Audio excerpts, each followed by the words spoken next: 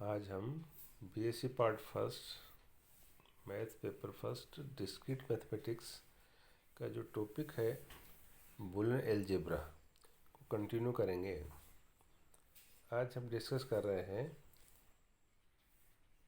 वीओजी सामान्य रूप distinctive normal form या डीएनएफ बूलियन फलन एफ बी टू एन से बी टू वीओजी सामान्य रूप डीएनएफ में कहलाता है यदि यह निम्न प्रकार से व्यक्त किया जाता है।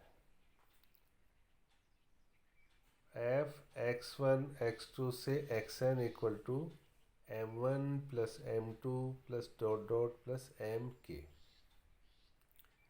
जहाँ m i equal to one two k n चरों द्वारा जनित एक न्यून पद मिनटर्म है।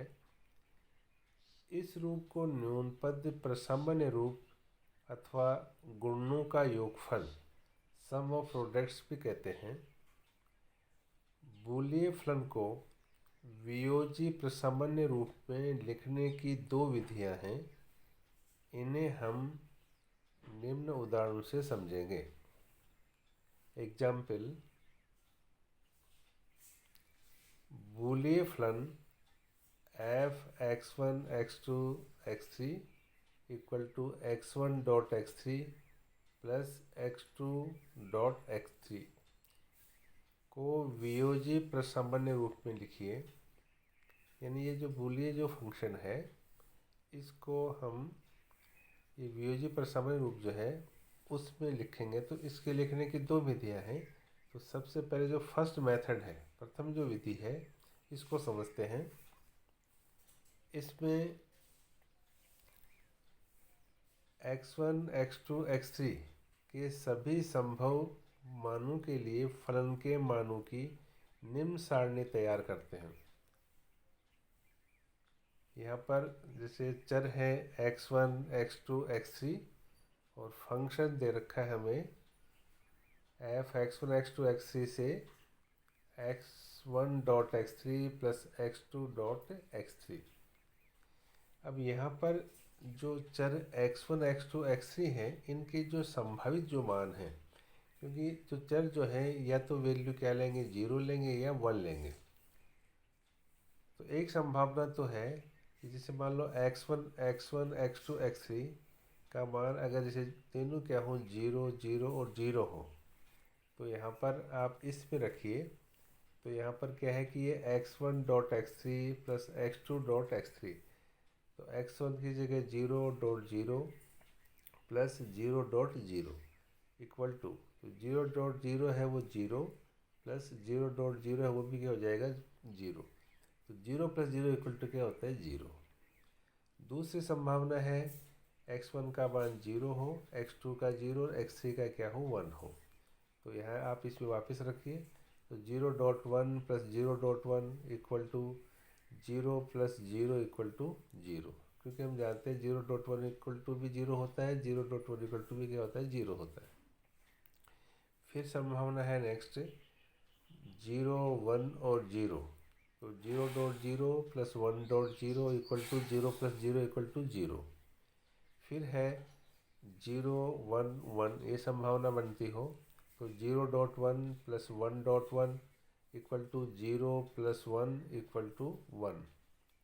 उसके बाद भी नेक्स्ट है जैसे 1 0 0 हो, तो 1 dot 0 plus 0 dot 0 equal to 0 plus 0 equal to 0। फिर मान लो 1 0 और 1 हो, तो 1 dot 1 plus 0 dot 1 equal to 1 plus 0 equal to 1। उसके बाद में अगर संभावना भी हो सकती है 1 1 0, तो 1 dot 0 plus 1 dot 0 equal to क्या होगा, 0 प्लस 0 इक्वल टू 0। फिर है 1 1 और 1, ये संभावना भी बनती है। तो 1 dot 1 plus 1 dot 1 equal to 1 plus 1 equal to 1। तो ये जो टेबल जो सारणी है इसमें हम उन जो पंक्तियों जो है वो जो रोज है उनको चुनते हैं जिनमें फलन का मान क्या है 1 है। इनके तुल्य हम न्यून पद लिख लेते हैं और इन सभी न्यून पदों का योग लिखने पर दिए गए फलन का वियोज्य प्रसामान्य रूप प्राप्त हो जाता है। जैसे कि इस सारणी की मान लो चौथी यानी फोर्थ, छठी यानी सिक्स्थ तथा आठवीं यानी एट्थ पंक्ति में फलन का मान क्या है 1 है। तो इन पंक्तियों के तुल्य न्यून पद क्रम से क्या होंगे, x1 dash dot x2 dot x3। Next के तुल्य क्या होगा, x1 dot x2 dash dot x3 तथा x1 dot x2 dot x3 है। यहाँ प्रत्येक चर केवल 2 ही मान ले सकता है और वो मान है 0 अथवा 1। अगर मान लो x1 जो है वो मान 0 लेता है तो इसका जो पूरक है कौन सा, x1 डैश, ये मान जो है 1 लेगा। तो यहाँ प्रत्येक न्यून पद में प्रत्येक अक्षर यानी लिटरल जो है उसका मान क्या है 1 है, तभी फलन का मान क्या है 1 होगा। तो यहाँ पर इसका ये मतलब है कि यहाँ पर जैसे मान लो x1 का मान जैसे यहाँ पर क्या है 1 है, जैसे इसका x1 का मान जैसे 0 है तो यहाँ पर इसका x1 डैश का मान क्या होगा 1। तो यहाँ पर वहाँ पर जैसे क्या है कि x1 का मान 0 है तो वहाँ पर x1 डैश जो है वो क्या लेगा 1। तो 1.1.1 है ना सबके मान। तो इस प्रकार से यहाँ पे जो फंक्शन जो है वो उसका पूरे का जो मान है ना वो क्या हो जाएगा 1 हो जाएगा।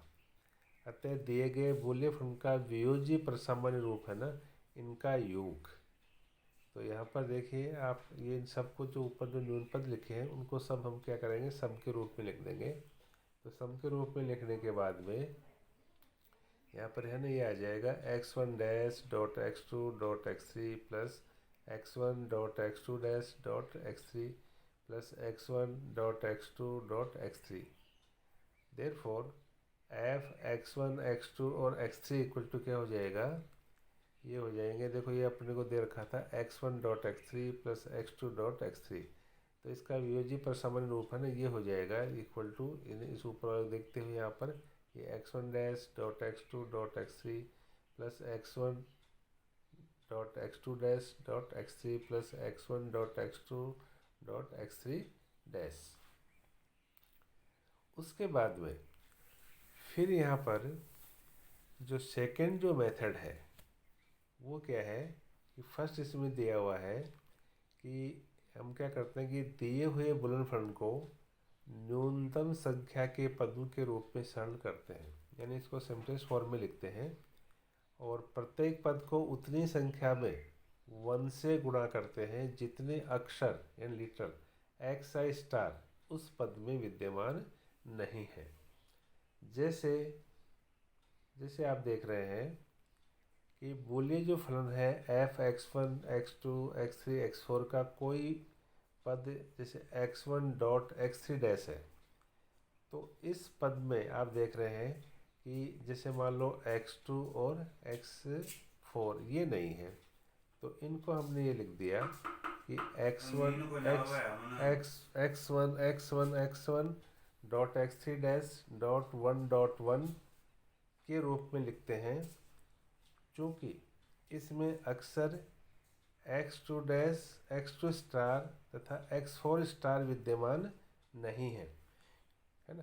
इसलिए हमने क्या है कि इनको है ना 1 और जो 1 है ना इनसे हमने क्या किया, इनको गुणा किया है। प्रत्येक 1 को संगत अक्षर xi स्टार के अनुसार xi प्लस xi डैश के रूप में व्यक्त करते हैं। जैसा कि x1 dot x3 dash equal to ये क्या है कि यहाँ पर x1 dot x3 dash dot 1 equal to, अब यहाँ पर x1 dot x3 dash dot इसे 1 को हमने यहाँ लिख दिया x2 plus x2 dash dot x4 plus x4 dash. अंत में हम क्या करते हैं कि बूलियन बीजगणित के नियमों का प्रयोग करके फलन को सरलतम रूप में प्राप्त करते हैं जो दिए बूलियन फलन का वियोज्य प्रसामान्य रूप होगा।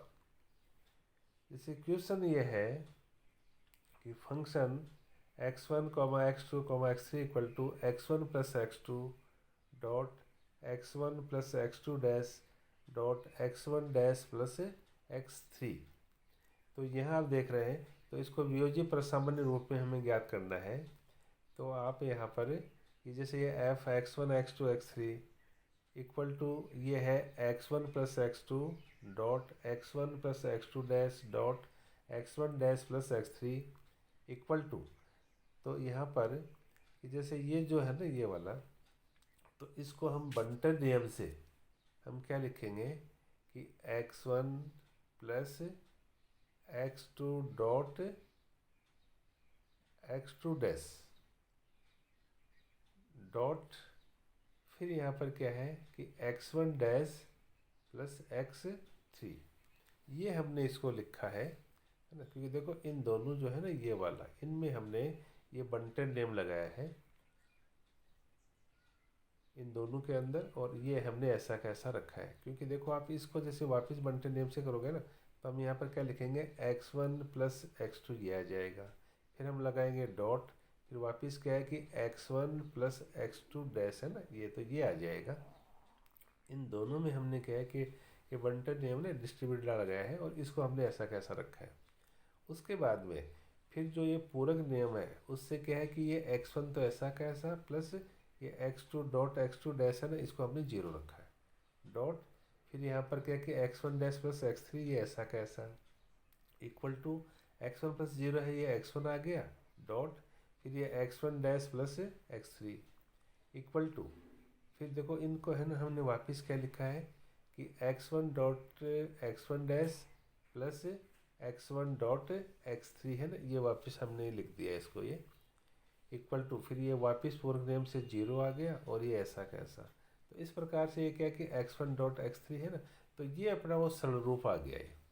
अब इसमें क्या है कि यहाँ पर इसको जैसे, क्योंकि यहाँ पे तीन चर हैं x1 x2 x3, तो x2 नहीं है तो इसको हमने डॉट 1 कर दिया इक्वल टू, फिर यहाँ पर x1 डॉट x3 डॉट, फिर यहाँ पर क्या है इस वन को क्या लिखा हमने x2 plus x2 dash equal to, यहाँ पर x1 dot x3 dot x2 plus फिर क्या लिखा है इसको x1 dot x3 dot x2 dash, वो हमने बंटन नियम लगाया इसमें इक्वल टू, फिर है ना यहाँ पर x1 dot x3 dot x2 plus x1 dot x3 dot x2 dash है ना, वो साचरे नियम से हमने इसको लिखा है इक्वल टू, फिर हमने इसको है ना इस प्रकार से यहाँ पर वापस है ना कर्मिन में से हमने इसको ये लिख दिया x1 dot x2 dot x3 plus x1 dot x2 dash dot x3 equal to, फिर है ना वापस हमने इसको ये लिख दिया x1 dot x2 dot x3 plus x1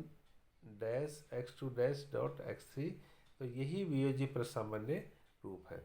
इसको फिर कहे कि हम दूसरे क्वेश्चन से और समझते हैं कि जैसे मान लो यहाँ पर दे रखा है हमें f x1 x2 x3 equal to x1 plus x1 dash plus x2 dash का dash dot x1 plus x2 dash dot x3 dash, इसको वियोज्य प्रसामान्य रूप में लिखना है। तो यहाँ पर f x1 x2 x3 equal to x1 plus x1 dash plus x2 का whole dash dot x1 plus x2 dash dot x3 dash, ये है का डैश का ये डैश है यहाँ पर, तो इक्वल टू, तो यहाँ पर क्या डी मॉर्गन जो नियम है उससे हमने यहाँ पर ये x1 तो है ही है प्लस इसको हमने लिख दिया x1 dot x2 dash dot, फिर यहाँ पर x1 प्लस इसमें लगा दिया x1 x2 प्लस x3, ये हमने डी मॉर्गन नियम लगाया है।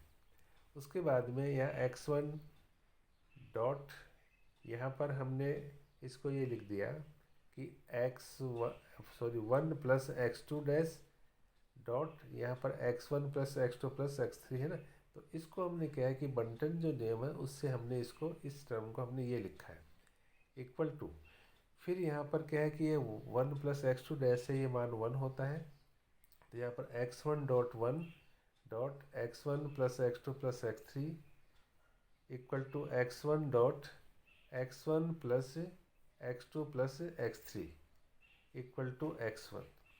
अब सोर्सन नियम है ना, जैसे A dot A plus B equal to क्या है ए, तो उससे हमने देखो आप कंपेयर कर दो, जैसे A dot A plus B है तो यहाँ पर देखो x1 डॉट फिर x1 प्लस ये दे रखा है, तो यहाँ पर क्या है कि ये x1 है ना, ये आ जाएगा। तो अब ये क्या है इक्वल टू ये x1 डॉट वन ये सरल रूप आ गया। तो इस प्रकार से x1 डॉट ये वन को हमने x2 plus x two dash dot इसको इस वन को हमने क्या लिख दिया x3 plus x three dash equal to x1 dot ये है वापस इन दोनों को है ना हमने क्या लिखा है कि x2 plus x two dash dot x3 plus फिर यहाँ पर क्या है कि x2 plus x two dash dot x3 है ना, ये इन दोनों को हमने क्या लगा दिया, वो डिस्ट्रीब्यूटर लगा दिया। उसके बाद में इक्वल टू ये x1 डैश फिर इसको हमने है ना वापस क्या लिख दिया, ये x2 dot x3 plus x2 dash dot x3 plus x2 dot x3 dash plus x2 dash dot x3 dash, या इसको हमने फिर ये लिख दिया x1 dot x2 dot x3 plus x1 dot x2 dash dot x3 plus x1 dot x3 dot x3 dash plus x1 dot x2 dash dot x3 dash, यही वियोज्य प्रसामान्य रूप है। तो इस प्रकार से हमने ये वियोज्य प्रसामान्य रूप है ना, इसको इसकी परिभाषा दी है और इसको क्या है कुछ क्वेश्चंस की सहायता से हमने इसको समझा है। धन्यवाद।